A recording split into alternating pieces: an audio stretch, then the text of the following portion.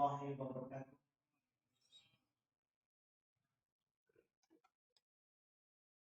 Innal hamdalillah nahmaduhu wa nasta'inuhu wa nastaghfiruh wa na'udzu billahi min shururi anfusina wa min sayyiati a'malina. May yahdihillahu fala mudilla lahu wa may yudlil fala hadiya lahu. Asyhadu an la ilaha illallah wahdahu la syarika lahu wa asyhadu anna Muhammadan abduhu wa rasuluh. Ya ayyuhalladzina amanu taqullaha haqqa tuqatih wa la tamutunna illa wa antum muslimun. Ya ayyuhan nasu taqu rabbakum alladzi khalaqakum min nafsin wahidah wa khalaqa minha zawjaha wa batha minhuma rijalan katsiran wa nisaa wattaqullaha alladzi tasaaluna bihi wal arham innallaha kana 'alaykum raqiba. Ya ayyuhalladzina amanu taqullaha wa qulu qawlan sadida yuslih lakum a'malakum wa yaghfir lakum dhunubakum wa may yuti'illah wa rasulahu faqad faza fawzan 'azima. Amma ba'd, fa inna asdaqal hadithi kitabullah wa khairul hadi Muhammadin sallallahu alaihi wa ala alihi wasallam wa syarrul umuri muhdatsatuha fa inna kulla muhdatsatin bid'ah wa kulla bid'atin dhalalah wa kulla dhalalatin finnar. Al-ikhwan wal akhwat rahimani wa rahimakumullah. Alhamdulillah, kembali di pagi menjelang siang ini kita melanjutkan pembahasan yang alhamdulillah kita telah mulai di bulan lalu, yaitu rapor merah suami istri. Yang mana kita sudah masuk di pembahasan sisi pertama, yaitu kesalahan suami. Kita sudah sebutkan 5 kesalahannya suami dalam kehidupan berumah tangga. Di hari ini kembali kita lanjutkan lagi untuk membahas kesalahannya suami insyaallah. Dan kita akan mulai dengan kesalahan yang ke-6. Cuman kita kembali mengingatkan belum tentu kesalahan ini ada pada kita. Dan kalaupun ada bukan untuk dijadikan sebagai celaan, tapi supaya ditinggalkan. Karena menyebutkan kesalahan supaya dijauhi, bukan untuk dilakukan. Kita sebutkan di sini yang disebutkan oleh penulis termasuk kesalahan dari suami dalam membangun keluarga yang disebutkan oleh Syekh Muhammad ibn Ibrahim Al-Hamd rahimahullah, at-takhalli anil kiwamah wa taslimil qiyadah lizzawjah. Meninggalkan tugas sebagai pemimpin keluarga,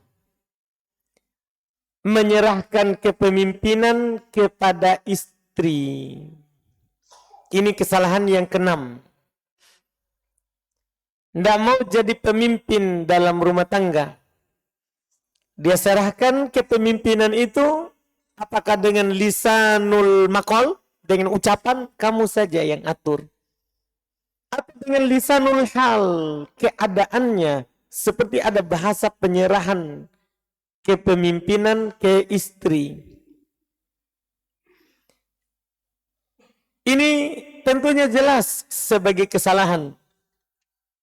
Karena Allah Subhanahu wa taala berfirman, Ar-rijalu qawwamuna 'alan nisa. Di surah An-Nisa. Kaum laki-laki itu adalah pemimpin untuk wanita. Karena laki-laki dilebihkan oleh Allah dibandingkan dengan wanita. Di banyak hal. Allah berfirman, وَلِلْرِجَالِ عَلَيْهِنَّ دَرَجَةٌ. Para suami itu memiliki tingkatan yang lebih tinggi dibandingkan dengan istrinya. Secara akal, laki-laki lebih sempurna daripada perempuan. Secara agama juga lebih sempurna. Karena kalau perempuan, Nabi SAW katakan, nakisat aklin wadin. Kurang akal, kurang agama. Kenapa dibilang kurang akal? Karena dalam syariat, persaksian perempuan itu dibedakan dengan persaksian laki-laki. Yang mana satu laki-laki itu sebandingnya dengan 2 perempuan. 2 perempuan itu sama, setara dengan 1 laki-laki dalam bab persaksian. Kurang agama karena dia nanti ada saatnya dia tidak sholat. Ketika haid, ketika nifas. Ada saatnya dia tidak puasa. Ini namanya kurang agama. Makanya laki-laki lebih. Sehingga laki-laki itu menjadi pemimpin. Ini berdasarkan Quran. Demikian pula hadits Nabi sallallahu alaihi wasallam. Kata Nabi kepada kita semua, kullukum ra'in. Semua kalian pada dasarnya adalah pemimpin. Biar perempuan.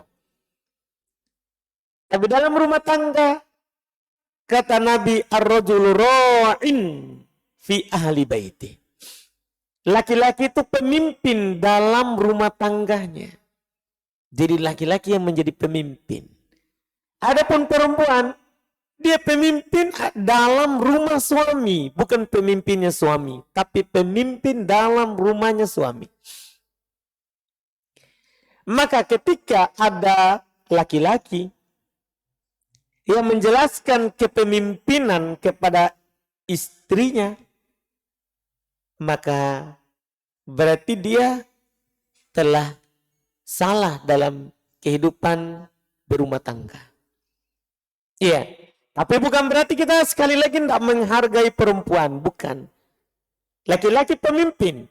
Tapi namanya pemimpin butuh awan. Butuh pembantu pelayan. Nah, istri adalah pelayan terbaik. Daripada kita mengangkat pelayan yang lain. Dia juga memiliki hak yang dia dapatkan sesuai dengan pelayanannya terhadap suaminya. Kata Allah, walahunna mitlul ladzi 'alaihinna bil ma'ruf. Para wanita itu mempunyai hak yang seimbang dengan kewajibannya. Dia wajib melayani suami. Dia adalah pelayannya suami, bukan pemimpin.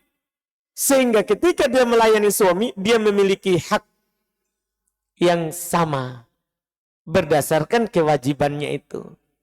Tapi sekali lagi Allah lanjutkan dengan ucapan walirrijali alaihinna darajah. Akan tetapi laki-laki itu adalah satu tingkat lebih tinggi daripada perempuan. Itu penegasan namanya. Laki-laki adalah pemimpin. Laki-laki adalah pemimpin. Tapi saya sudah sebutkan beberapa alasan. Kenapa laki-laki, kenapa perempuan tidak bisa jadi pemimpin? Dan para ulama rahimahumullah ta'ala menyebutkan alasan yang banyak. Kenapa harus laki-laki memimpin perempuan yang dipimpin? Sudah saya bilang tadi 2 hal. Kurang akal, kurang agama. Iya. Kurang akal, kurang agama. Terus, perempuan itu bukan asal penciptaan. Perempuan itu dicipta dari laki-laki. Dia cabangnya laki-laki. Karena asal daripada ibu kita, siapa? Hawa, itu dicipta dari mana? Kan dari tulang rusuknya Nabi Adam. Jadi Hawa itu punya bapak, tidak punya ibu. Itu yang disebutkan oleh para ulama. Dari tulang rusuknya Nabi Adam, jadi cabangnya. Dari sebagian badannya, bukan dari satu badannya Nabi Adam. Salah satu saja. Dari laki-laki. Allah berfirman, wa khalaqa minha zawjaha. Allah Subhanahu wa taala menciptakan istrinya dari suaminya itu, dari Adam. Sampai Nabi SAW katakan, fa innal mar'ata khuliqat min dila'in. Seorang perempuan itu kan diciptakan dari tulang rusuk. Awaj yang bengkok. Dari tulang rusuk yang bengkok. Sehingga dia bukan asal, tapi dia cabang. Ya namanya cabang itu gimana? Kan kita sudah paham bersama. Yang mengambil keputusan itu adalah asal, bukan cabang. Walaupun cabang bisa memasukkan usulan. Nanti ada kesalahan lagi dari suami. Bukan berarti dia pemimpin, tidak menerima usulan istri. Bukan. Nah, cuman yang menjadi pemimpin, pemegang kebijaksanaan adalah siapa? Laki-laki, suami.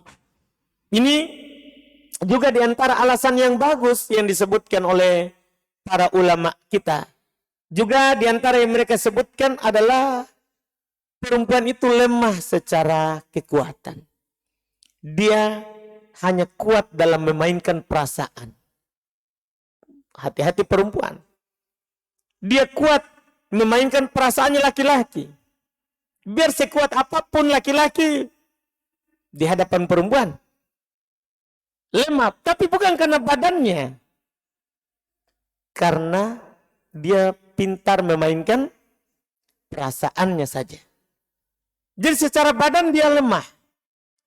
Sehingga dia tidak bisa nanti untuk memikul hal-hal yang berat. Hal-hal yang berat. Terus juga perempuan itu seluruh badannya aurat. Di hadapan laki-laki ajnabi. Di hadapan laki-laki yang bukan mahram. Kalau dia jadi pemimpin, maka dia akan nanti, dialah yang akan berlangsung bertindak terhadap seluruh muamalat, seluruh jual belinya suami. Karena kenapa? Oh, dia pemimpinnya. Berarti nanti dia akan banyak berhubungan dengan laki-laki yang bukan mahram. Iya. Ini nanti akan menyebabkan hal-hal yang tidak terpuji. Kadang nanti mengharuskan dia safar. Iya. Safar laki-laki bisa safar sendiri. Perempuan harus ada mahramnya. Tidak halal bagi perempuan yang beriman kepada Allah dan hari akhirat untuk bersafar tanpa mahram. Ini adalah alasan-alasan yang menjadikan sebab sebagai kesalahan jika kepemimpinan itu adalah diserahkan kepada istri. Ya, ketika kepemimpinan itu diserahkan kepada istri, maka ini adalah kesalahan. Termasuk dalam kesalahan. Kemudian yang berikutnya, ya, termasuk kesalahan dari suami yang disebutkan oleh Syekh Muhammad ibn Ibrahim Al-Hamd rahimahullahu ta'ala, termasuk kesalahan suami adalah aklu mali zauja bil batil, memakan harta istri dengan cara yang batil. Sebagian orang dari awal start sudah salah berniat. Sebagian orang, dia mau nikahi gadis kaya, janda kaya, lumayan menopang kehidupan. Niatnya sudah salah dari awal. Niatnya untuk memakan harta si istrinya nanti kalau jadi istri. Itu kesalahan. Iya. perempuan itu dinikahi bukan untuk memakan hartanya. Bukan itu tujuan pernikahan. Menikah itu supaya adanya rasa cinta, kasih sayang antara suami istri, ya, adanya anak keturunan. Harta itu adalah belakangan, makanya Allah Subhanahu wa taala menyinggung masalah kekayaan itu setelah menikah, bukan niatnya dalam menikah. Niatnya dalam menikah, ini niat yang tidak bagus. Ketika Nabi SAW menyebutkan hadits innamal a'malu binniyat dan belum mencontohkan hijrah. Belum mencontohkan masalah hijrah, suatu ibadah. Nah, menikah itu juga ibadah. Menikah juga adalah ibadah. Kata Nabi, "Faman kanat wa man kana hijratuhu lidunya yusibuha aw imra'atin yankihuha fa hijratuhu ila ma hajara ilaih." Siapa yang hijrahnya untuk dunia yang dia mau dapatkan atau perempuan yang dia mau nikahi, maka hijrahnya hanya sekedar itu, nikahnya hanya sekedar itu. Itu bahaya. Ini kesalahan. Kalau tujuannya memakan harta istri dengan cara yang batil. Ada begitu. Syekh sebutkan di antara suami, di antara bukan semuanya. Di antara suami ada yang sifatnya itu memiliki pemahaman agama yang tipis, yang sedikit, memiliki rasa malu yang kurang rasa malunya. Iya. Apalagi kita orang Bugis malu dikasih makan sama istri. Iya nggak, Pak? Iya, walaupun istri kaya, mau diletakkan di mana muka kita? Iya kan? Tapi ada orang kurang rasa malunya. Ini kata Syekh. Ya. Sehingga kita bisa melihat kata beliau, dia tega memakan harta istrinya dengan cara yang batil.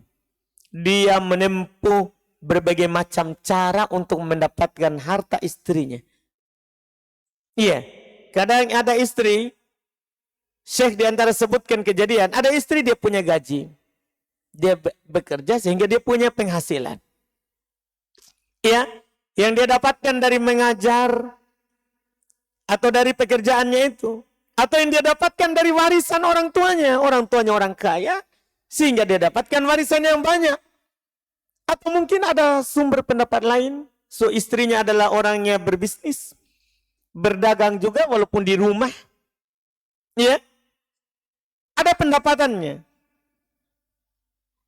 Dari sumber pendapatan ini, suami mulai melancarkan aksinya.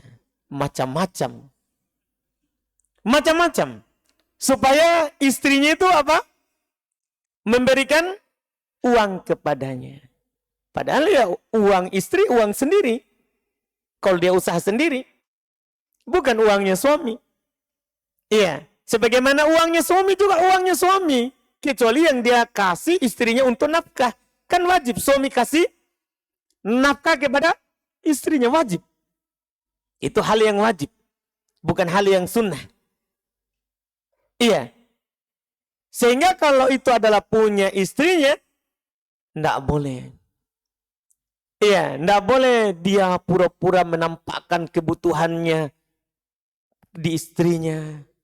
Iya, memperlihatkan kalau dia ini punya utang banyak. Iya, dia perlihatkan kalau bisnisnya rugi. Hanya pura-pura supaya istrinya apa? Mengeluarkan uang.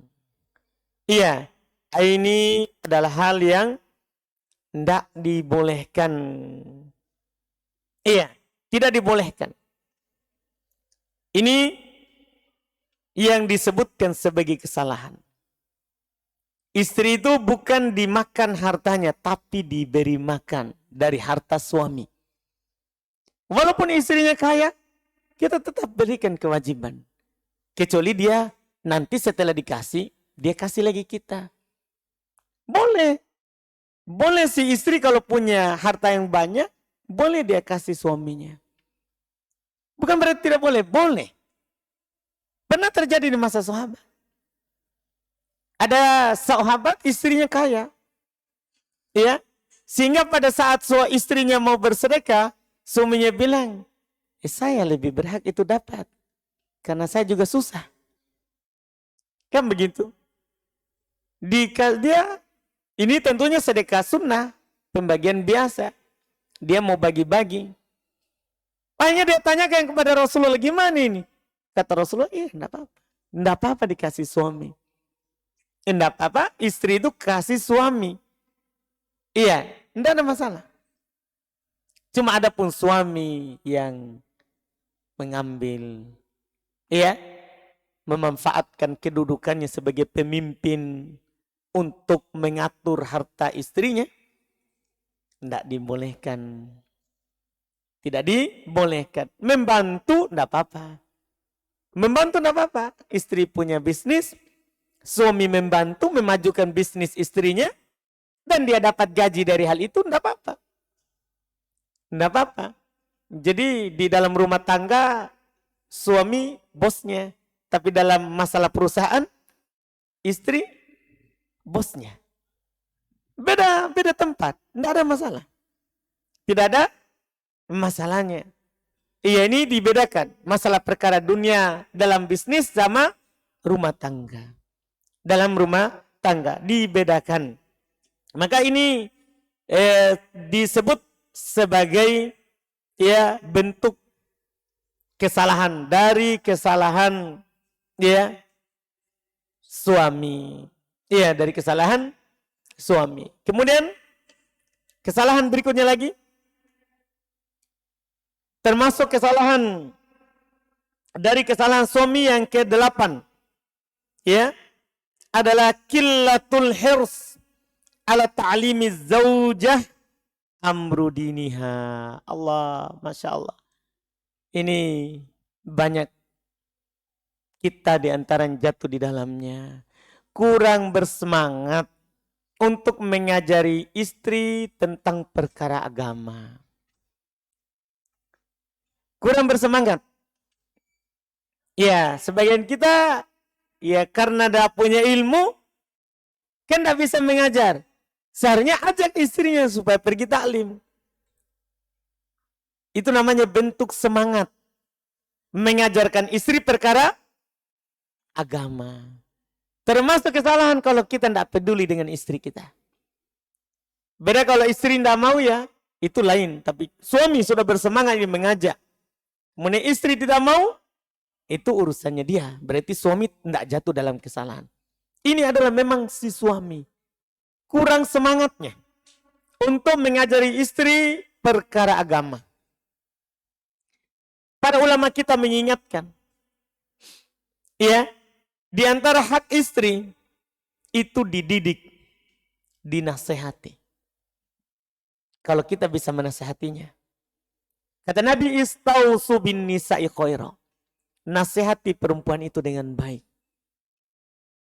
Nasihati perempuan itu dengan baik. Kalau kita tidak mampu menasehatinya, bawa dia di tempat yang ada nasihat. Dan itu haknya istri. Haknya istri dari suaminya adalah suami itu mengajarkan kepadanya perkara agama. Hal yang baik terhadapnya. Di sana ya ada orang yang lalai dari sisi ini. Tidak perhatian. Pokoknya dia yang penting istrinya sudah kasih uang belanja, silakan kau terserah. Beli yang kamu inginkan, belanja yang kamu suka. Sudah dibangunkan rumah, ya, yang bagus. Selesai begitu. Tidak ada semangat. Ayo kita belajar.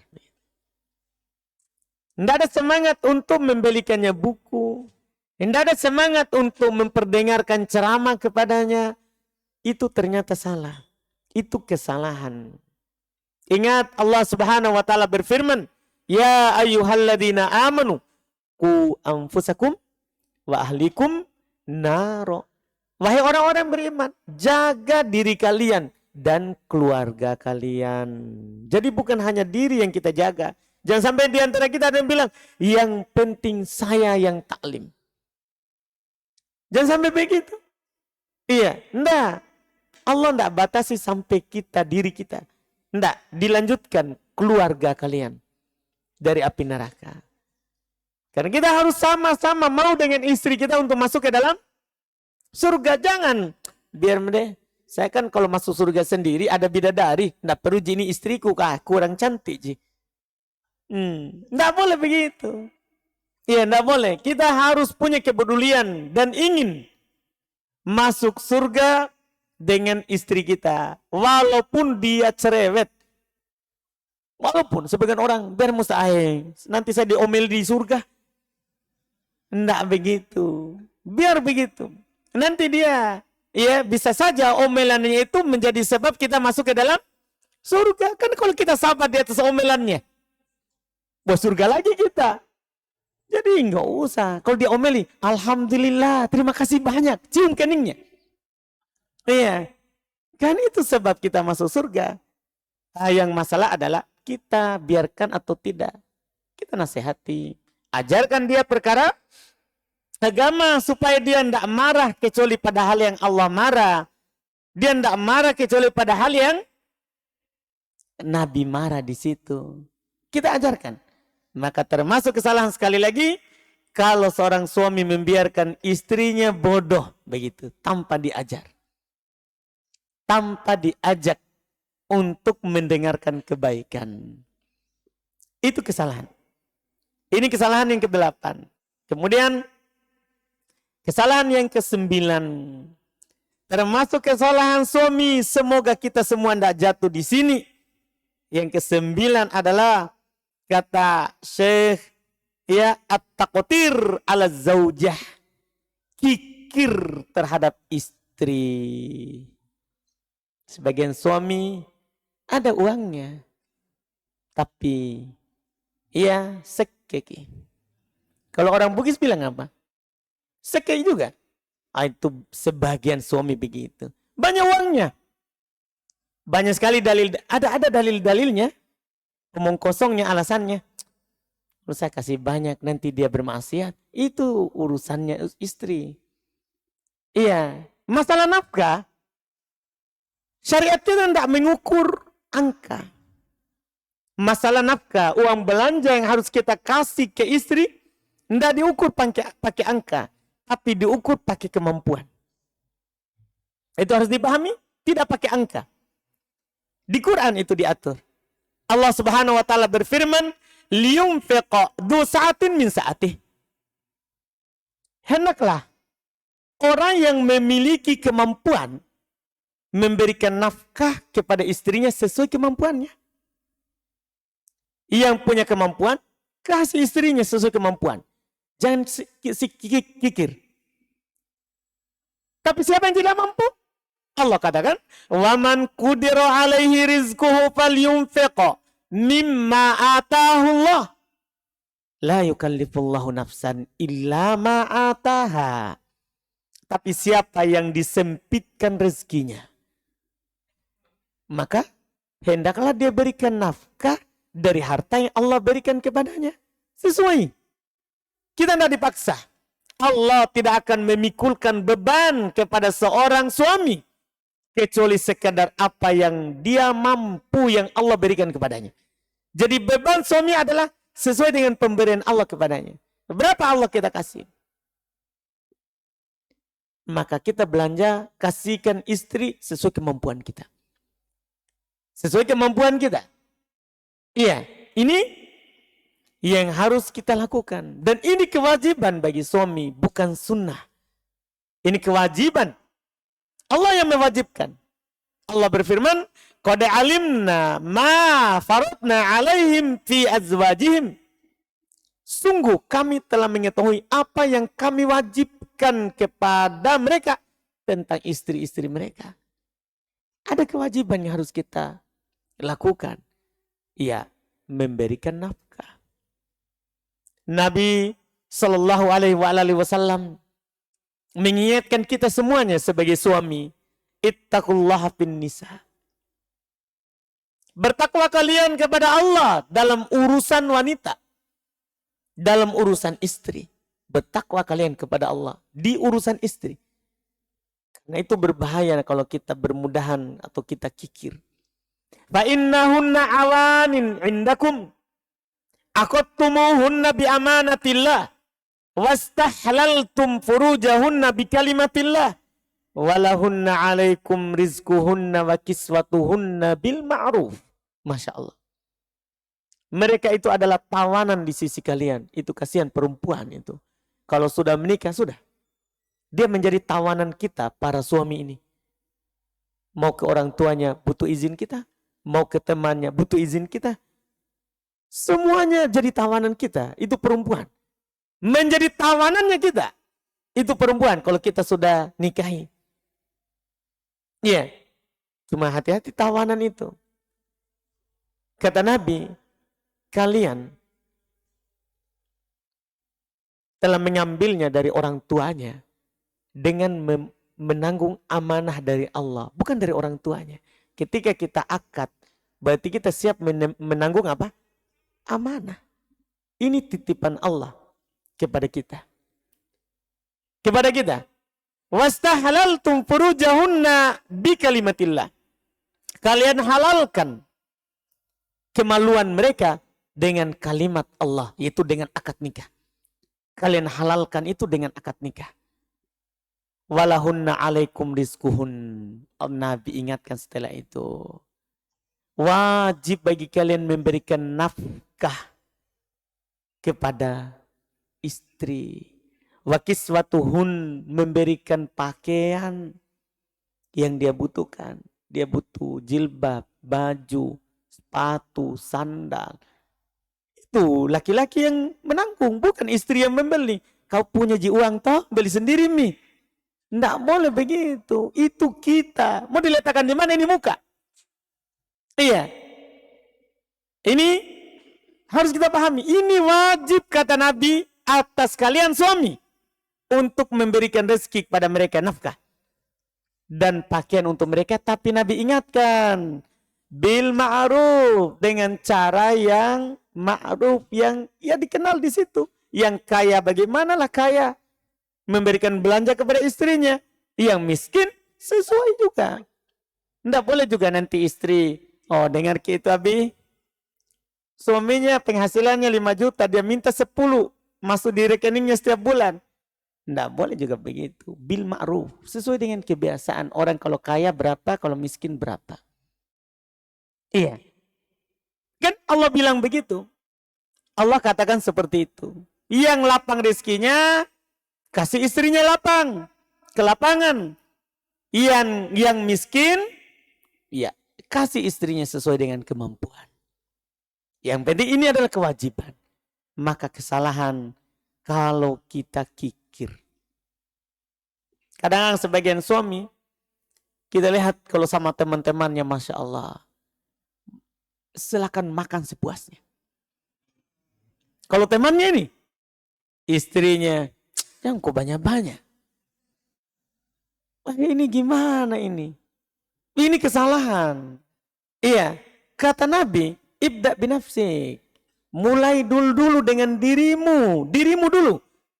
Fatasaddaqu alaiha. Bersedekahlah atas dirimu dulu. Kalau kita kaya, jangan pakaian miskin. Bisa beli mobil, jangan beli motor butut. Kan begitu. Bersedekahlah untuk dirimu dulu. Dirimu. Setelah itu untuk siapa? Kata Nabi, fa'in fadula syai'un fali ahli.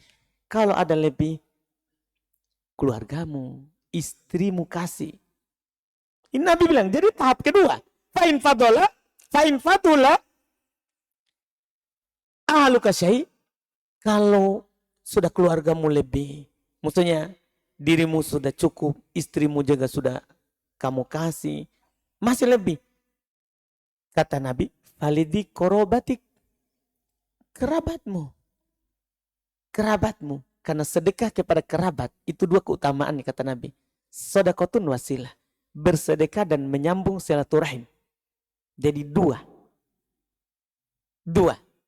Sudah bersedekah, menyambung silaturahim. Setelah itu kalau lebih, kerabat juga alhamdulillah aman. Mereka semua juga kaya misalnya. Kan aman berarti. Fa'in fatula fa'in fatula. Kalau lebih dari itu, maka hakada wa hakada. Maka demikian dan demikian. Artinya, sudah. Lebarkan sayap sedekahnya. Lebarkan sayap sedekahnya. Ini yang disebutkan. Jadi, diri dulu. Yang kedua siapa? Keluarga. Istri kita. Itu istri. Karena ini hal yang wajib. Iya. Bahkan kalau ada suami yang kikir, boleh istrinya ambil tanpa izin. Diberangkasnya. Iya, di dalam dompetnya boleh. Bayangkan, karena ini wajib dikasih. Kalau ada suami kikir, tidak kasih uang istrinya sesuai dengan keperluannya, boleh istri mengambil dari suaminya tanpa ditahu. Tapi sesuai dengan juga keperluan, jangan juga berlebihan. Bolehkan. Iya, kalau dia tahu PIN ATM-nya, boleh dia tarik. Atau dia tahu PIN mobile bankingnya, boleh dia transfer ke rekeningnya. Kalau suaminya kikir, boleh. Nabi pernah dikeluhkan hal itu. Nabi pernah dikeluhkan hal itu di masa beliau. Ya, yaitu seorang yang bernama Hindun, sahabat perempuan. Diceritakan oleh Aisyah, dia datang kepada Rasulullah. Dia bilang, Abu Sufyan itu lelaki yang bakhil, lelaki yang kikir sebagai suami. Dia tidak memberi saya nafkah yang bisa mencukupi saya dan anak-anak. Jadi mungkin diberi nafkah tapi tidak mencukupi. Padahal dia mampu. Dia mampu. Tapi beri nafkah tidak mencukupi saya dan anak-anak. Kan kita kasih istri itu uang belanja dia dan anak-anak. Dikelola oleh istri. Iya. Jadi dia bilang, tidak cukup saya dan anak-anak. Dia bilang, apakah boleh saya mengambil hartanya tanpa sepengetahuannya? Apakah itu berdosa? Karena kan mengambil punya orang. Iya. Ini pertama menunjukkan harta suami ya punyanya suami. Bukan punyanya istri. Tapi tidak boleh kikir. Jadi dia bilang, berdosa nggak saya kalau ambil? Kata Rasulullah, khudhi min malihi bil ma'ruf ma yakfik wa yakfi banik. Masya Allah. Kata Nabi, ambillah hartanya itu dengan baik, dengan ma'ruf, sekadar kebutuhan yang bisa mencukupi dirimu dan anakmu. Jadi boleh diambil. Nabi izinkan. Nabi adalah izinkan. Ini menunjukkan kesalahan suami kalau dia kikir terhadap istrinya. Ini kesalahan yang ke-9. Iya, kesalahan ke-10. Ini mohon maaf, banyak ini kesalahan. 30 lebih. Iya. Sabar, suami sabar. Akan datang nanti kesalahan istri. Iya. Pokoknya sabar dulu ini. Iya. Kemudian kesalahan yang ke-10. Termasuk dari kesalahan suami adalah mufaja'atu zauja ba'da tulil giyabe.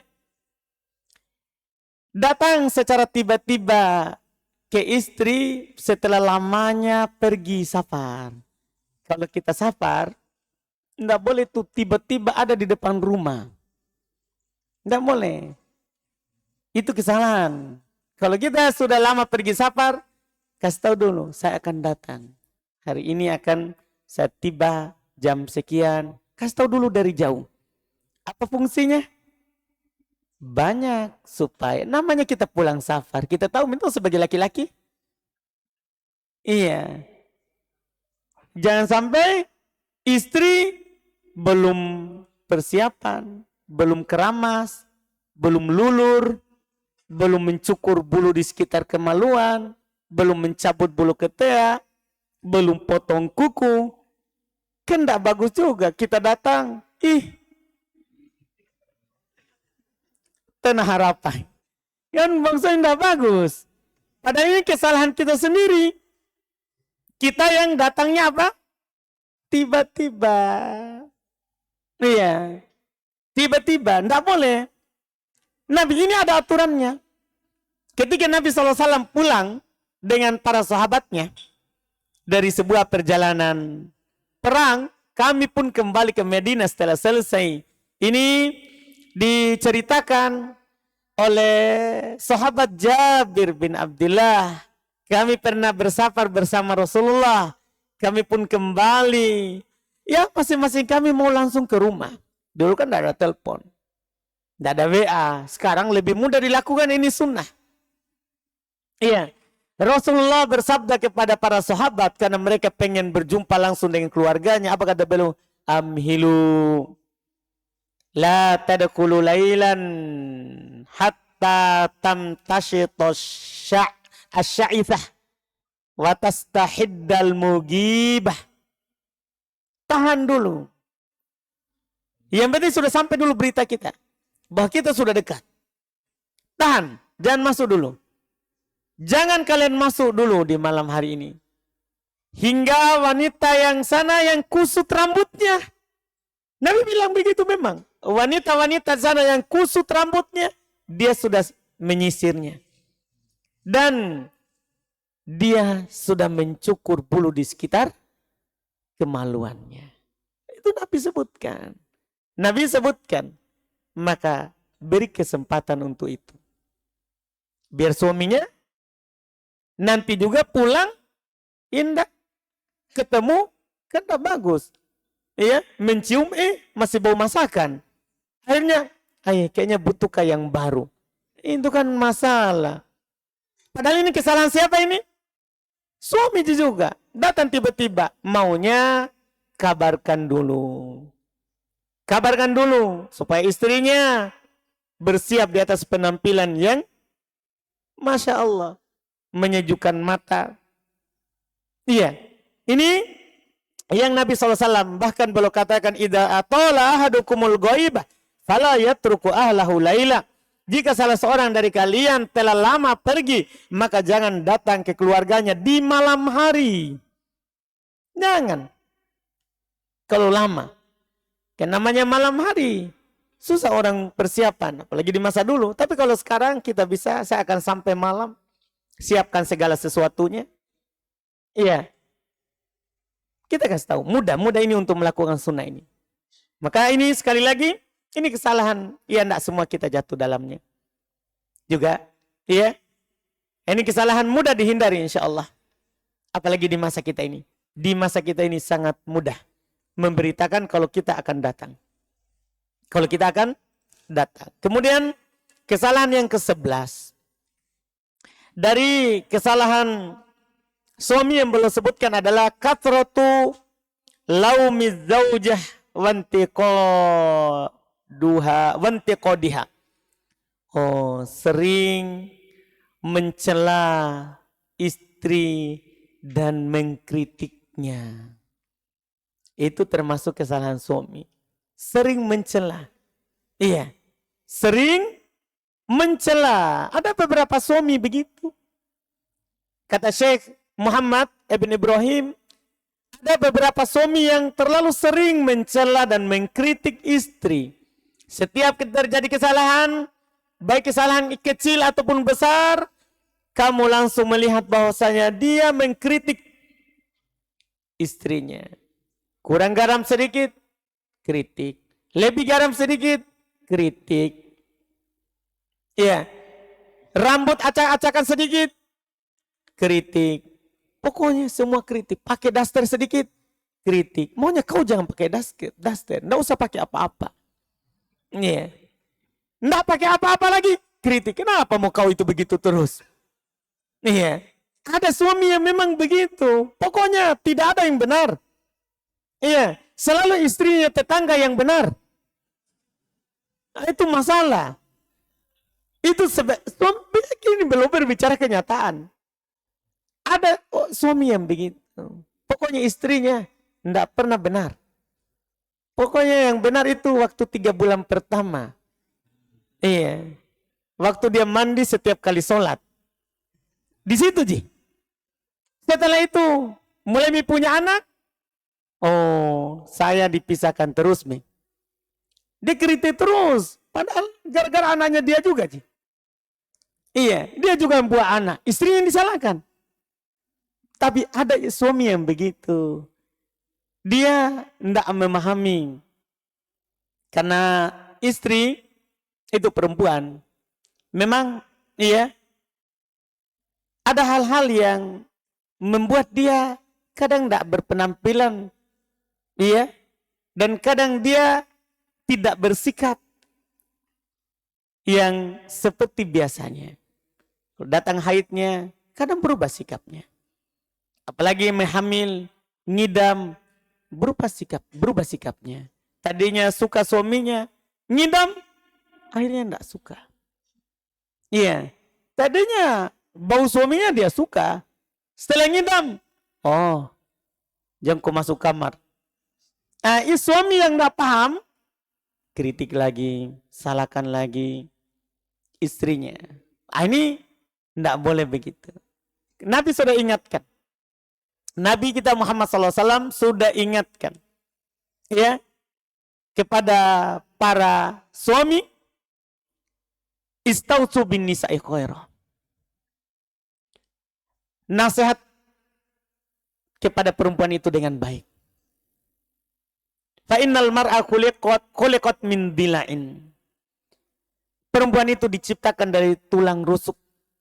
Wa anna a'waja ma fid dila'i a'lah.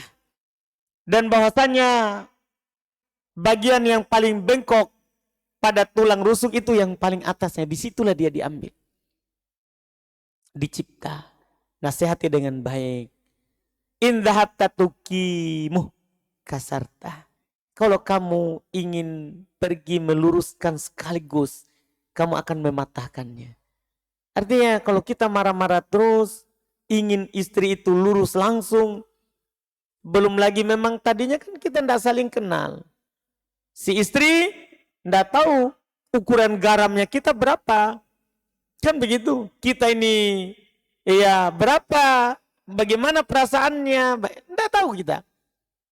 Ya kan? Makanya kalau ada yang salah, nasihati dengan baik. Mereka itu dari tulang rusak yang bengkok. Tulang rusuk yang bengkok. Juga Nabi SAW bersabda, Rifkon bil qawarir, lemah lembutlah kepada perempuan. Jika ada kesalahan, gugurkan itu kesalahannya dengan akhlak yang lain. Kata Nabi, la yafruku mu'min mu'minah in kariha minha khuluqan radiya biha. Janganlah seorang suami itu membenci, mencela istrinya. Kalau ada akhlaknya yang dia tidak suka, maka akan dia ada akhlaknya yang lain yang dia suka. Itu harus kita pahami. Anggaplah kita tidak suka ini. Oh, masakan lebih garam. Tapi kan ada yang lain. Baju kita setiap kita pakai sudah disetrika. Iya kan begitu. Setiap kita mau makan sudah siap makanannya. Kita juga mau mengajaknya tempat tidur siap. Pokoknya lahir batin. Kan dia itu sudah kebaikan. Itu sudah kebaikan. Dia mengandung anak kita kan banyak. Ya kan? Belum tentu itu perempuan yang lain mau mengandung anak kita seperti itu. Ya kan? Ngidam 4 bulan, 6 bulan. Ada juga perempuan ngidam sampai melahirkan 9 bulan. Belum tentu orang lain mau seperti itu. Dia mau kepada kita, itu kan ada sesuatu. Ya kan? Dulu istri kita itu mau sama kita saat kita tidak punya kerjaan kadang. Kita bukan orang kaya. Ada lagi nanti orang yang mau nanti berpenampilan bagus di hadapan kita. Bisa saja karena kita kaya. Iya. Atau kadang orang yang mau sama kita misalnya. Dia misalnya mau sama saya. Kenapa? Ustaz. Belum tentu saat saya jadi santri dia mau. Kan begitu modelnya. Harus kita pikirkan itu kembali ke belakang.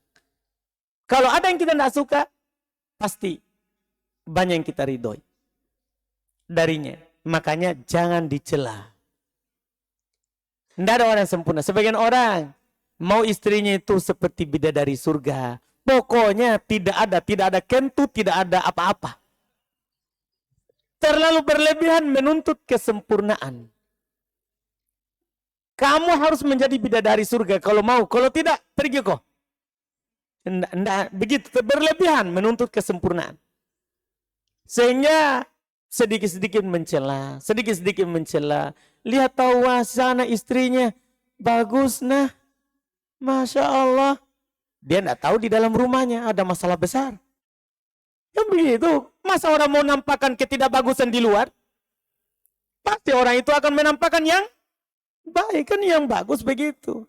Semua orang ada masalah. Kita ikhwah ada masalah, ada. Saya ustadz. Kita kira tidak ada masalah. Masalah juga banyak. Kan begitu. Masalah.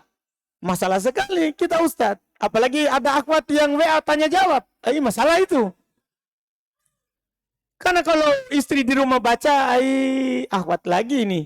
Bahaya, kan begitu. Semua orang punya masalah. Artinya, jangan terlalu, kalau ada masalah di rumah tak, jangan terlalu dibesarkan, sedikit-sedikit dicela. Nah, nasihati dengan baik, kalau memang itu salah. Kapan kita kerasi, kapan kita selalu menyalahkan, kita jatuh dalam kesalahan. Dari kesalahan, suami. Ini kesalahan keberapa itu? 11. Iya. Yang ke-12. Yang ke-12. Qillatus syukur. Wa tasji' lizaujah. Kesalahan yang ke-12 dari kesalahan suami adalah kurangnya berterima kasih kepada istri dan tidak memberikan semangat kepadanya. Sebagian orang, istrinya sudah Masya Allah, sudah semaksimal mungkin. Tampil sempurna, pelayanan sempurna. Tidak pernah dia bilang, terima kasih. Berat sekali mengucapkan itu. Iya. Kurang berterima kasih kepada istri. Iya, bahkan kalau digabungkan dengan pertama tadi, selalu salah. Selalu salah. Padahal ini istri sudah semampunya. Dia tampil terbaik di hadapannya. Bertutur kata, berpakaian. Iya. Pokoknya terbaik. Dia masak. Iya. Dia mencuci. Menjaga anak. Yang kalau kita saja sejam saja dikasih menjaga itu anak. Kita stres. Ini istri sehari, semalam sama anak. Tapi kita tidak pernah memberikan dorongan semangat. Semangat. Kalau ini anak jadi baik, maka ibunya yang mendapat. Saya ini bapak. Itu 3:1 dengan ibu. Karena Nabi SAW ketika ditanya sama seorang sahabat. Man ahakun nasi bibirri. Siapa yang orang yang paling berhak mendapatkan perbuatan baikku? Kata Nabi kepadanya, ummuk, ibumu. Orang itu bertanya lagi, kemudian siapa? Ibumu. Dia lagi bertanya, kemudian siapa? Ibumu. Kemudian siapa? Bapakmu. Jadi bapak itu sekali. Ibu 3 kali. Karena ada 3 hal yang bapak tidak pernah rasakan, hanya dirasakan oleh ibu. Bapak itu hanya titipkan mani, selesai. Yang ngidam, kan ibu. Ya toh? Yang melahirkan, ibu. Yang menyusui, kita suami. Nangis anak tak? Kita juga bangun tapi, oh bangun kok nangis anakmu. Begitu kita. Itu, jadi kalau ibu tidak bangun, suami yang terbangun. Tapi bukan bangun kasih tete. Tapi bangun apa? Dia marah-marah istrinya. Oi kau, di mana matamu, di mana telingamu? Anakmu itu nangis. Kan begitu kita. Makanya ibu, kasih semangat istrinya. Iya, kasih semangat. Berterima kasih kepadanya. Telah menjaga anak kita, menjaga harta kita, merawat rumah kita. Kita ini pulang langsung enak-enak. Kopi dulu Pulang adakah? Begitu terus. Enak sekali begitu kita. Iya. Iya, kita enak sekali hidup tak. Tapi tidak pernah apa? Berterima kasih kepada istri. Semoga semua ada di sini tidak begitu. Iya. Kalau belum pulang ke sebentar. Terima kasih istriku. Pergi ke dulu bawa makan enak. Iya. Untuk berterima kasih terhadap perjuangannya. Iya. Sekali-sekali bawa istrinya jalan-jalan. Lomba lari di pantai. Kenapa Nabi saja lomba lari dengan istrinya? Siapa di sini yang pernah lomba lari dengan istrinya? Ayo belum, saya sudah. Nabi lomba lari dengan istrinya. Dengan Aisyah. 2 kali lagi. Karena dia lomba lari, Nabi kalah. Aisyah menang. Terus dikali lagi yang lain, Nabi bilang kepada para sahabat di suatu perjalanan, silakan duluan. Akhirnya, belum aja istrinya, kita lomba lari ke depan. Nabi menang. Oh, ketawa Nabi. Waktu Nabi kalah, ketawa Aisyah. Kan bagus saling mengenatawai begitu. Muncul lagi apa? Kebahagiaan. Ya, jangan malu-malu. Masa Ustaz saya berjenggot lomba lari? Memangnya orang lari pakai jenggot? Bukan begitu. Indah harus itu. Masa Ustaz istriku bercadar lomba lari sama saya? Memangnya cadar menghalangi lari? Cadar tidak menghalangi. Bismillah. Dah. Ajak istrinya makan. Masukkan kebahagiaan. Itu bentuk kesyukuran namanya. Bentuk kesyukuran terhadap apa? Istri. Dia telah capek. Setiap hari. Ya kan? Harus kita servis juga baik-baik. Kita butuh diservis. Kita juga harus apa? Kasih servis istrinya. Kan begitu? Ini harus dipahami. Harus dipahami ini. Berikan semangat pada istrinya. Dan berterima kasihlah terhadap semua yang dia kerahkan dalam mengurus kita, anak kita, harta kita, rumah kita, dan yang lain-lainnya. Kalau kita tidak melakukan ini, kita suami yang jatuh dalam kesalahan. Suami yang jatuh dalam kesalahan. Ini kesalahan ke-12. Kesalahan yang 13. Ya, dari kesalahan suami adalah kathratul khusumah ma'az zaujah. Terlalu sering berselisih dengan istri, terlalu sering berkelahi. Tidak baik begitu. Itu kesalahan. Sedikit-sedikit berkelahi, berkelahi. Sebentar, baikkan lagi. Tidak boleh, tidak baik begitu. Bukan berarti keluarga yang benar itu adalah keluarga yang tidak pernah berkelahi. Tidak mungkin. Kita ini beda, laki-laki jenis kelamin saja beda. Iya kan? Pasti ada suatu saat kita berbeda pendapat. Kan begitu? Pasti nanti ada suatu saat kita berdebat tentang suatu masalah. Bukan itu yang diinginkan, bukan. Di sini adalah yang salah adalah selalu berselisih, selalu berkelahi, selalu cekcok dengan istri. Itu kesalahan dari kesalahan suami. Di sana begitu ada tipe suami yang begitu. Ya. Masalah sedikit selalu menimbulkan keributan. Selalu menimbulkan keributan. Iya. Tentunya hal itu nanti akan menyebabkan hal yang tidak baik akibatnya. Pertama, kalau kita punya anak, akhlak anak akhirnya tidak bagus. Karena dia lihat sekolah di dalam rumah. Kan sekolah pertama adalah kita di rumah. Iya. Dilihat bapak dan ibunya begitu terus. Akhirnya nanti kalau dia menikah, begitu juga. Kegiatannya berkelahi terus. Sama istrinya. Itu masalah. Karena didikan kita yang tidak bagus. Dalam rumah tangga itu sebab jauh. Itu namanya dampak jauh. Dampak dekat. Ketika seorang suami selalu berselisih dan bertikai dengan istrinya, tentunya itu keluarga tidak akan bisa bertahan lama. Iya, tidak akan bisa bertahan lama. Akan, ya, pisah. Tinggal menunggu waktunya. Karena tidak ada orang tahan dengan hidup yang seperti itu. Tidak ada orang yang tahan yang bisa menanggung kehidupan yang seperti itu. Makanya seorang itu dinasihatkan oleh Syekh di sini, apabila ada perdebatan, mulai perdebatan itu memanas, maka harus mencari cara yang terbaik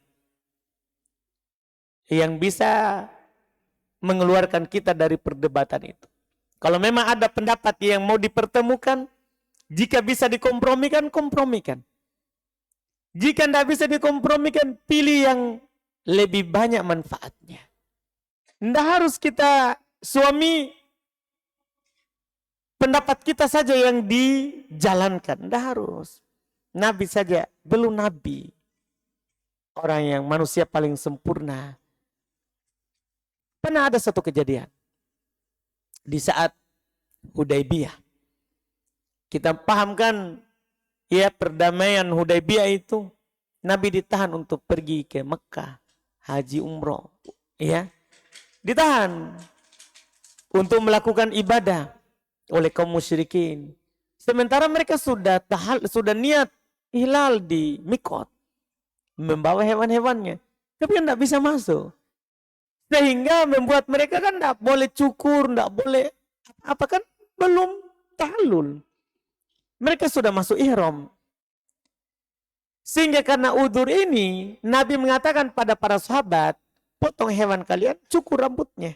Disinilah kita bertahallul. Kembali kita ke Madinah. Para sahabat waktu itu lambat dalam menjalankan perintah itu. Masuk Nabi ke istrinya belum dalam keadaan marah-marah karena para sahabat waktu itu tidak mendengar apa yang beliau arahkan. Masuk kepada istrinya, waktu itu Ummu Salamah. Istrinya sarankan kepada beliau, ya Rasulullah. Ketika melihat keadaan itu, beliau dapat usulan dari istrinya. Ya Rasulullah, coba kamu dulu yang melakukan di hadapan sahabat. Lakukan saja. Nggak usah bicara. Lakukan saja. Potong hewannya, cukur rambutnya. Cukur rambutnya. Rasulullah menerima itu usulan. Jadi bukan berarti itu perempuan tidak didengar usulannya. Iya. Diterima oleh Rasulullah, boleh lakukan. Sahabat semua lakukan. Lihat perempuan. Iya. Jadi ini kalau terjadi perdebatan, itu yang kita cari. Sekali lagi, tidak harus pendapat kita yang dijalankan. Siapa tahu pendapatnya istri lebih bagus. Lebih baik. Iya. Apalagi yang para ulama sebutkan dalam masalah perabot. Rumah. Kasur, warna spray, tirai. Itu biarkan istri. Iya. Karena suami enggak. Pokoknya harus warna hijau. Sementara istri maunya apa? Pink. Itu kan masalah. Pokoknya saya hijau. Enggak. Kalau begitu kita akan pisah rumah jadinya. Akhirnya nanti akan ada dua ranjang. Satu warna hijau, satu warna. Kan enggak bagus begitu. Enggak apa-apa kita mengalah. Iya, enggak apa-apa kita mengalah. Karena enggak bagus kalau terlalu sering berdebat. Sering cekcok. Sering tidak cocok pendapat. Makanya saya nasihatkan adalah yang terbaik adalah memilih. Jalan keluarnya kalau bisa dikompromikan, kompromikan. Kalau tidak bisa maka pilih pendapat mana yang paling bagus. Seorang suami istri ya harus memilih cara yang hikmah. Tidak boleh lebih kedepankan egois antara keduanya. Suami jangan sampai sebagai pemimpin ada muncul rasa mau menangnya. Saya pemimpin, harus dipegang. Tidak. Ini adalah hal yang tidak bagus. Kemudian berikutnya. Kesalahan yang ke-14. Dari kesalahan suami adalah kata beliau Syekh Muhammad Ibn Ibrahim Al-Hamid rahimahullah, tulul muqata'ah wal hajar lizauja bila da'in. Terlalu lama memboikot. dan meninggalkan istri tanpa ada sebab. Iya, kadang ya ada hal-hal yang menyebabkan kita memberikan pelajaran kepada istri dengan cara memboikotnya. Memboikotnya maksudnya tidak mengajaknya bicara, tidur pisah ranjang, ya. Ada hal-hal yang seperti itu. Ketika misalnya suami khawatir istrinya ini tidak mau mendengar, dia akan durhaka. Dia akan durhaka. Maka boleh suami setelah menasehatinya untuk menghajarnya, untuk pisah tempat tidur. Untuk pisah tempat tidur. Dan kalau memang butuh dipukul, boleh pukul, tapi tidak membekas. Pukulan yang tidak membekas. Dibolehkan dalam syariat. Dibolehkan dalam syariat. Cuman itu diatur sesuai dengan maslahat. Tidak boleh lama-lama memboikotnya. Kadang sebagian orang dia boikot istrinya bertahun-tahun. Iya. Nanti baru sadar, baru mau lagi kembali. Iya. Nah, salah. Tidak boleh terlalu lama. Karena boikot itu sesuai maslahat. Kalau memang tidak ada maslahat, bahkan tidak ada anjuran untuk boikot. Ini istri memang tidak ada faedahnya. Kita jauhi. Tetap begitu. Kita juga tidak jauhi. Tetap juga begitu. Enggak usah boikot. Yang seperti ini dinasehati. Kalau memang tidak bisa ketemu, tidak bisa ketemu. Maka kata Allah, fa'imsakun bima'ruf. Au tasrihun bi ihsan. Kalau sudah itu dilakukan tapi tidak bisa ketemu, saling keras. Tidak bisa kompromi. Diboikot juga tidak berguna, tidak berubah istrinya. Maka kata Allah, boleh kita tetap ada ikatan pernikahan, tapi jalankan dengan baik. Atau kita lepas, kita ceraikan dengan baik juga. Dengan baik juga. Itu anjuran syariat. Itu adalah anjuran syariat. Ya, tidak boleh kita memboikot terlalu lama dan meninggalkan istri tanpa sebab yang jelas. Ini pernyataan penulis ini menunjukkan berarti harus ada sebab yang jelas.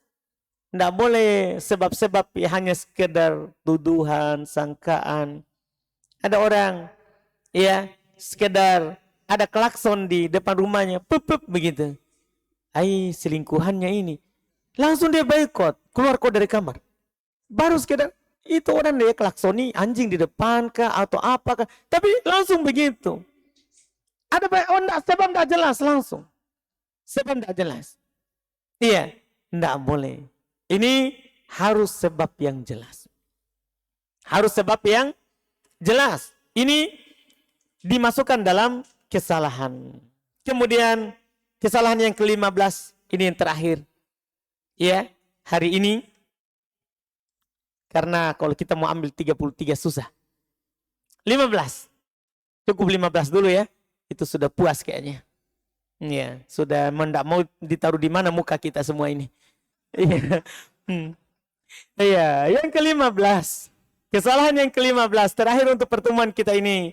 Terlalu lama kata Syekh itolatul muks kharijul manzil wakilatul julus ma'al ahl. Terlalu lama di luar rumah. Jarang duduk bersama keluarga. Terlalu lama di luar rumah.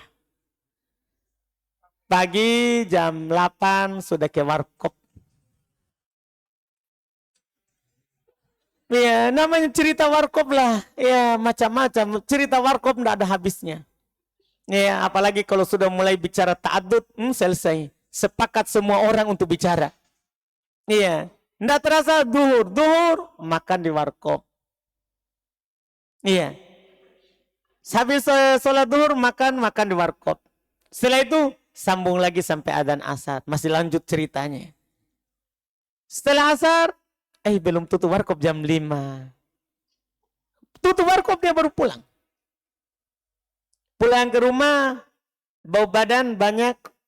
Ya, bau-bau di Ini mandi sholat maghrib. Istrinya baru mau cerita, capek kak. Begitu. Gimana enggak capek? Seharian di warkop. Iya.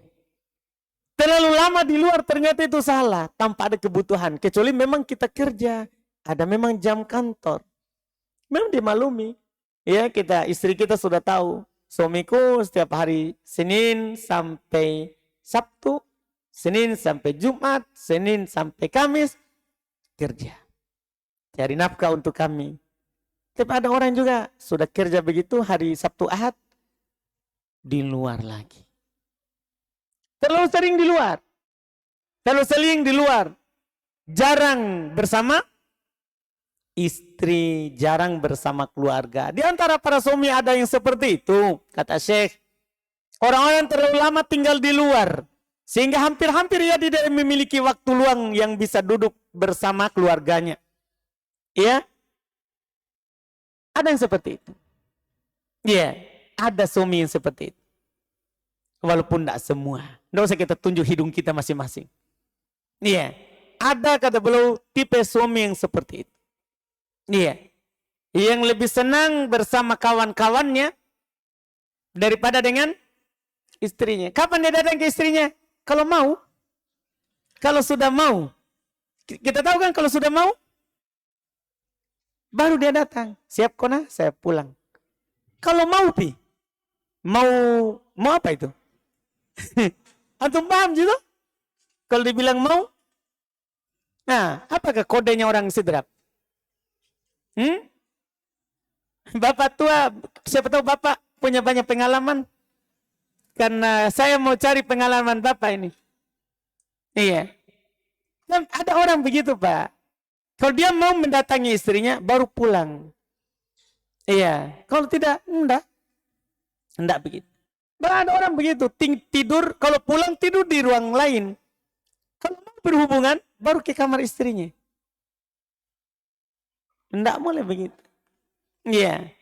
Enggak boleh begitu. Iya, enggak boleh seperti itu. Kita yang namanya menikah kan untuk bersama. Untuk bersama. Bahkan Nabi mendidik kita lebih dari itu. Nabi mandi bersama istrinya. Nabi mandi bersama istrinya. Bahkan Nabi berkata, Aisyah bercerita, tangan kami bergantian menciduk air. Masya Allah. Ini tuntunan, maksudnya apa? Ini dituntunkan. Di mandi bersama saja Nabi ajarkan. Apalagi makan, hidup bersama. Kan begitu. Ya kita ya, pernah mandi bersama istri tak? Oh kalau Bapak bilang pernah. Masya Allah. Barakallahu fiik. Oh Masya Allah. Mantap Pak. Masya Allah. Maksudnya itu adalah pendidikan dari Nabi kita Muhammad SAW. Bahwa istri itu, ya kita harus kasih waktu. Dia juga butuh cerita, kita butuh dengarkan. Kita butuh dengarkan. Harus ada waktunya. Karena kalau bukan kita tempat ceritanya sama siapa? Masa di status WA? Iya, jangan salahkan istri kita kalau sedikit-sedikit status WA. Karena dia ini sudah ada ini hatinya. Sudah penuh masalah. Akhirnya dia tulislah di WA. Suaminya kenapa? Sibuk. Tidak pernah mendengarkan apa? Istrinya cerita. Istrinya cerita, bunyi mesinnya. Maksudnya sudah ngorok. Istrinya baru ini habis Isya, sholat Isya. Ya di tempat tidur, istrinya cerita. Cerita istrinya. Pak, selesai. Sudah mati. Itu, tidak bagus begitu. Itu kesalahan. Iya, tahu lama di luar, kurang bersama keluarga, kurang sama istri. Ya. Semoga kita semuanya dimudahkan untuk menghindari satu kesalahan ini. Iya, terlalu lama di luar, kurang bersama keluarga, kurang bersama istri. Ini adalah 15 kesalahan dan masih banyak. Alhamdulillah. Karena ini sampai berapa kesalahan suami? sampai Masya Allah, kasihan sekali para suami ini, terlalu banyak kesalahannya. Iya, sampai 32. Berarti mungkin bisa pertemuan akan datang selesai atau bisa saja tidak. Iya, Alhamdulillah. Ada bisikan di saya, selang-seling bagus Ustaz, supaya nak tahu kesalahannya. Iya, Alhamdulillah. Tapi saya nasihatkan pada para suami tetap datang. Jangan sampai bulan depan jangan makin datang dulu ini karena lagi banyak kesibukanku. Iya, tetap semangat datang. Tetap semangat datang walaupun ya kita nanti akan disalahkan. Baik, Masya Allah. Ini ada 3 hadiah kuis untuk para bapak. Alhamdulillah. Alhamdulillah.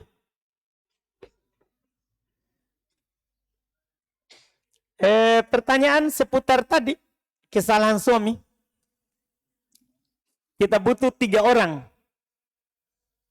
Kita butuh 3 orang. Oh kita Pak? Masya Allah. Alhamdulillah. Langsung belum angkat tangan. Sebutkan 2 di antara kesalahan suami yang kita sebutkan tadi.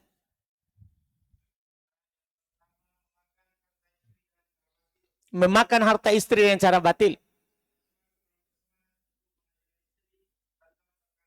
Kurang semangat mengajari istri perkara agama. Masya Allah. Barakallahu fiik. Di tengah. Sudah ujung sini, di tengah. Oh kita Pak, Masya Allah. Siapa nama tadi Pak? Kita Pak, siapa nama tak? Abu Khalid, Masya Allah. Ada ibu tadi, ada ibu di atas? Masya Allah, Abu Khalid. Bahagianya itu istri tak? Baik. Silakan Pak, tengah. Siapa nama tak? Siapa? Muslim. Masya Allah, saya juga Muslim. Baik. Sudah berkeluarga? Sudah. Ada istri tak? Ada di atas? Masya Allah. Apa kesalahan tadi? 2. 2 kesalahan tak? Ulang Pak. Datang tiba-tiba setelah syafaat. Masya Allah. Kedua, sering mencela dan mengkritik istri. Siapa nama Pak? Tadi Muslim. Masya Allah. Mantap Pak Muslim. Masya Allah. Dah bagi hadiah. Masya Allah. Apa isinya nih? Jauh balik. Masya Allah. Ujung sini sekarang. Oh kita masih golongan tengah Pak. Ya. Kita sini. Kita sudah menikah. Kita Pak. Nggak angkat tangan Ki. Mau kita ditanya nih? Boleh. Siapa nama Pak? Puji Amin. Ada ibu di atas? Nggak ada? Aduh. Kenapa nggak ada? Jangan-jangan termasuk yang kurang bersemangat. Oh Masya Allah, ada pernikahan. Belum lagi bagi tugas. Iya, Masya Allah. Alhamdulillah. Kalau begitu Pak, 2 kesalahan suami. Terlalu banyak di luar. Terlalu lama di luar. 2. Sudah tadi, terlalu banyak mengkritik.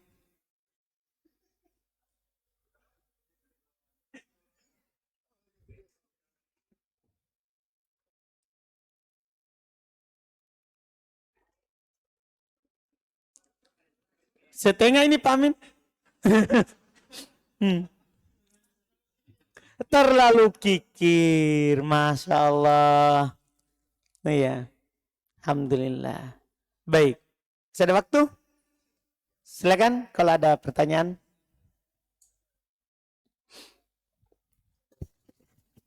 Terima kasih. Assalamualaikum warahmatullahi wabarakatuh. Waalaikumsalam. Setelah mendengarkan tadi pembahasan 1 sampai 15, saya pada titik fokus ini adalah kepemimpinan diberikan kepada istri dan tadi itu terlalu banyak mencela. Artinya ini barangkali penyakit umum laki-laki. artinya menyerahkan kepemimpinan kepada ini terjadi oleh karena tadi itu menghindari terlalu banyak cekcok di rumah tangga. Tadi itu Pak Ustaz memberikan contoh adalah kesukaan laki-laki adalah warna hijau.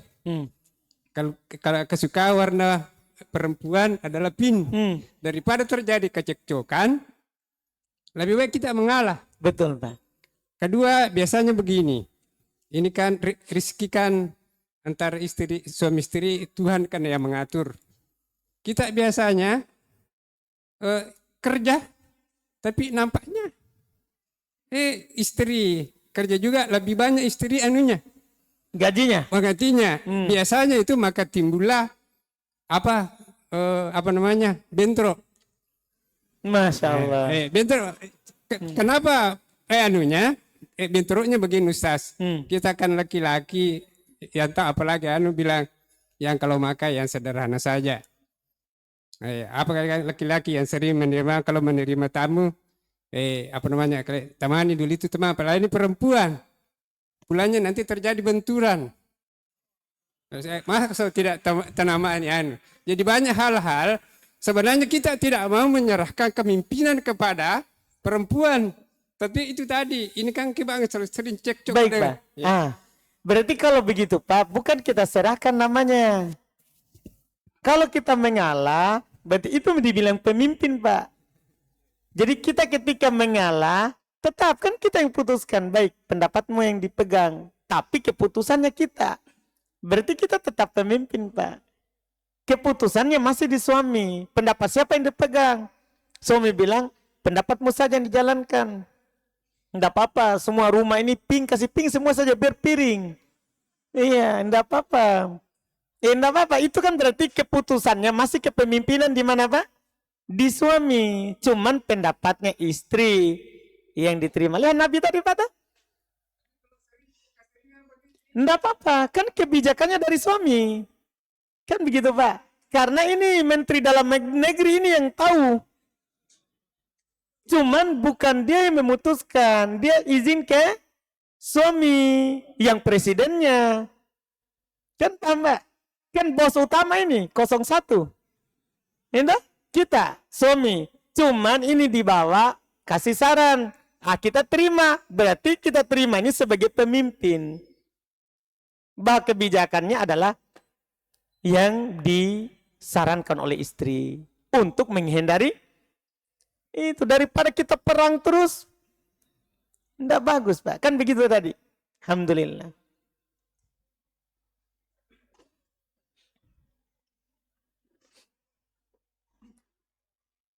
Sudah tidak ada?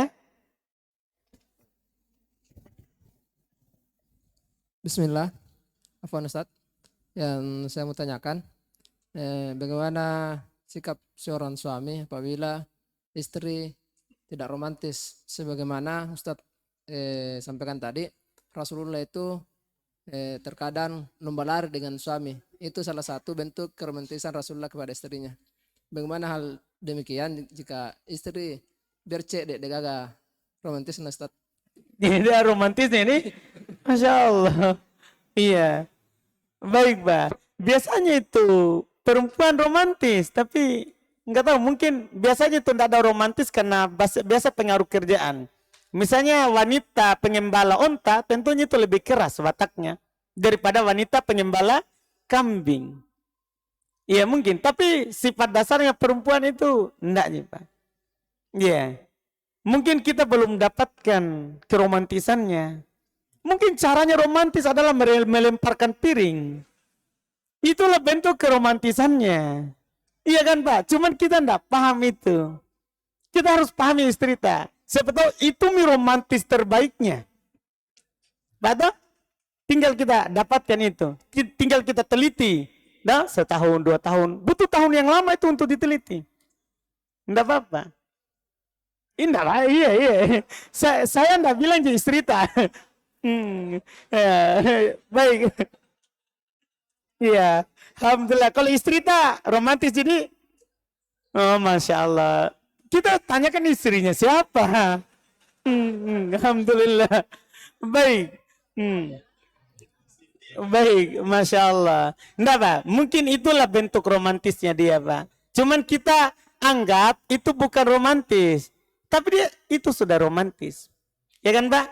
Setiap orang itu kan beda, Pak. Romantisnya. Beda-beda. Setiap orang beda-beda romantisnya. Ya kan, Pak? Alhamdulillah. Baik. Apa, Ustaz? Bagaimana hukumnya suami hanya mengandalkan uang istrinya yang mencari nafkah, padahal dia sudah memiliki penghasilan sendiri dari pekerjaannya, yaitu dia meminta uang istri. Tidak boleh. Itulah dibilang tadi. Istri itu tidak dimintai uangnya, kalau itu pekerjaannya. Tapi istri itu dinafkahi, dikasih uang belanja. Nanti kalau dia gugurkan haknya, baru alhamdulillah kita berterima kasih kepada istri kita. Bukan kita menghabiskan uang istri. Jadi biaya anak, biaya istri, biaya rumah, itu tugasnya suami. Biaya kendaraan, semua itu tugasnya suami. Tugasnya suami. Beli baju istri, itu tugasnya suami. Tugasnya suami. Bukan tugasnya istri. Istri kalau punya uang, ya itu uangnya. Itu uangnya. Kalau istri kasih suami, baru halal. Baru halal. Tidak boleh seperti ini. Ini masuk dalam kesalahan. Itu dari masuk dalam kesalahan. Kemudian yang kedua, apa hukum suami yang perhitungan kepada istrinya tentang rezeki? Suami memberi nafkah kepada istrinya hanya 1/4 dari penghasilannya. Padahal istri menafkahi 3 orang anak. Dan kebutuhan sehari-hari suami hanya memikirkan dirinya sendiri. Termasuk kikir pada istri dan istri terdolimi. Iya, enggak boleh. Iya, enggak boleh kita seperti itu. Kita harus kasih istri kita sesuai kemampuan dan sesuai kebutuhan. Sesuai kebutuhan. Dan kita bagi istri boleh mengambil uang suami kalau enggak cukup. Dia kasih uang, tidak cukup untuk anak, tidak cukup untuk kita biaya hidup kita, beli pakaian, ia merawat badan, merawat diri, kalau tidak cukup, boleh kita ambil. Boleh kita ambil. Iya, dan bagi suami, ya ini adalah termasuk kesalahan. Termasuk kesalahan. Tidak boleh orang terlalu perhitungan dengan istrinya. Kalau kebutuhan kita sudah, keluarga, istri. Sudah kita sampaikan hadis tadi. Sudah kita sampaikan hadis tadi. Kita sebagai suami, jangan terlalu perhitungan. Jangan kikir. Kalau kita mampu. Allah sudah bilang tadi. Yang punya kemampuan, punya kelapangan, punya keluasan, luaskan. Luaskan. Yang punya rezeki yang sempit, lakukan sesuai dengan kemampuannya. Allah tidak membebani kita. Allah tidak membebani kita kecuali dengan apa yang kita mampu. Wallahu alam. Satu lagi katanya. Di belakang tiang.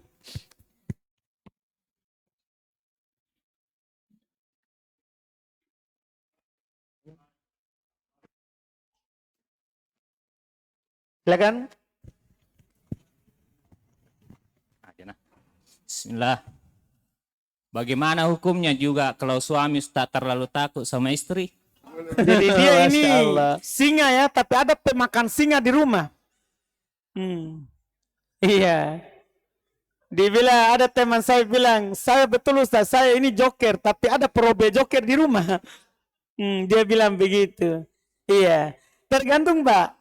Maksudnya, karena orang itu sebenarnya kadang bilang takut istri, sebenarnya tidak, dia sayang istri. Seperti yang Bapak bilang tadi, yang Bapak depan.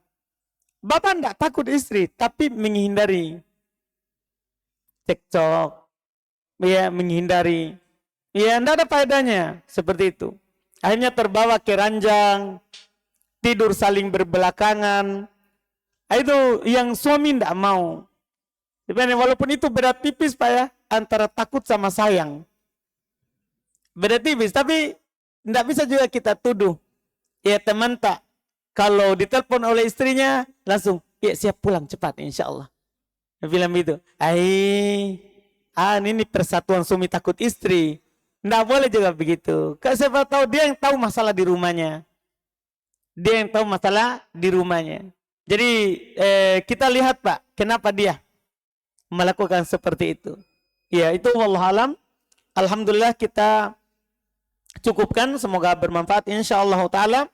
Kita akan lanjutkan nanti lagi di pertemuan di bulan depan. Kesalahan berikutnya dari kesalahan suami kita cukupkan. Subhanaka wa bihamdik. Asyhadu an la ilaha illa anta astaghfiruka wa atubu ilaik. Assalamualaikum warahmatullahi wabarakatuh.